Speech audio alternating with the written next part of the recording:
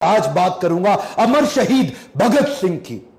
1907 में इनका जन्म हुआ। लयालपुर नाम का गांव लाहौर में पड़ता था, आज जो कि पाकिस्तान में है।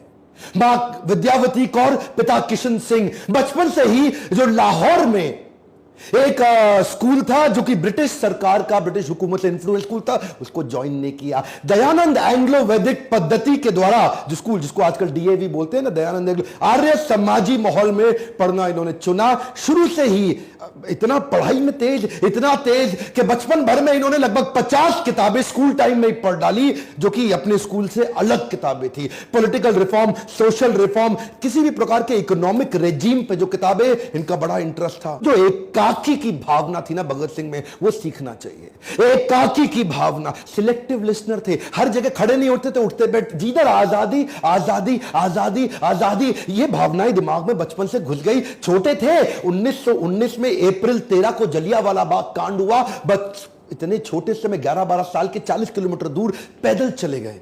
उसी जलियांवाला बाग में पहुंच गए। वो आवाजें कौन रही थी इनके दिमाग में, जो वो लाशें थी वहां पे, कितने लोग चले गए। काफी लोग तो वहां पास में पड़ा कुआं था, उसी में डूब गए, उसी में कूद के छलांग मार के, क्योंकि जनरल डायर ने जो गोलियां मारने का सबको आदेश दे दिया। कहते हैं कि आज भी उस कुएं से पानी निकालो तो उसमें रक्त की बूंदें मिलती हैं आज भी। ये वहां से खून से भरी मिट्टी को बर्तन में डाल के ले आए, एक बोतल में, और घर में लाके इतने सुन्न हो गए। सोचो छोटा सा बच्चा है, क्योंकि इसके दिमाग में ना वो घुस चुका था। इसकी बहन ने पूछा क्या हुआ, बता दे क्या हुआ, इतनी देर से क्यों आया। ये बोला ये खून मेरे उन शहीदों का है, देशवासियों का, जिसका मैं बदला लूंगा, अंग्रेजों को मार भगाऊंगा। जब इनके पिता खेती किया करते थे ना, बोले आम की गुठली क्यों बोई, पिता से पूछते थे। पिता कहते थे बेटा आम लगेंगे, पेड़ लगेगा। ये कहते थे ठीक है जी, मैं बंदूक बो दूंगा ताकि बंदूकों का पेड़ लग जाए। इतने छोटा सा बच्चा क्या सोच रहा है, कहता है कि मुझे बंदूक इसलिए चाहिए ताकि अंग्रेजों को भगा दूं। मैंने कई बार बोला है कि आईबीसी एक ऐसा मॉडल है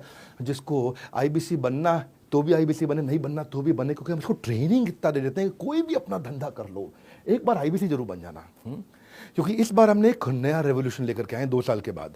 न्यू हायर इंडक्शन ट्रेनिंग जो आईबीसी की हो रही है, वो हम अब अपने कॉर्पोरेट ऑफिस में करेंगे। तालियां तालियां तालियां, हाँ भयंकर तालियां, क्योंकि हर आईबीसी जो हमारे यहाँ ज्वाइन कर रहा है वो आएगा और मेरी टॉप मैनेजमेंट के साथ आकर के अटेंड करेगा ट्रेनिंग। उसमें मैं भी रहूंगा।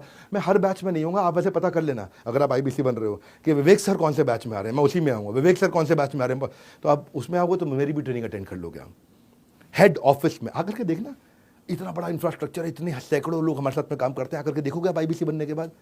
आप हमारे साथ डायरेक्ट बनना हो, बोर्ड लाइन नंबर फोन करके बन सकते हो, या देश में किसी भी फ्रेंचाइजी के पास जाकर के बन सकते हो।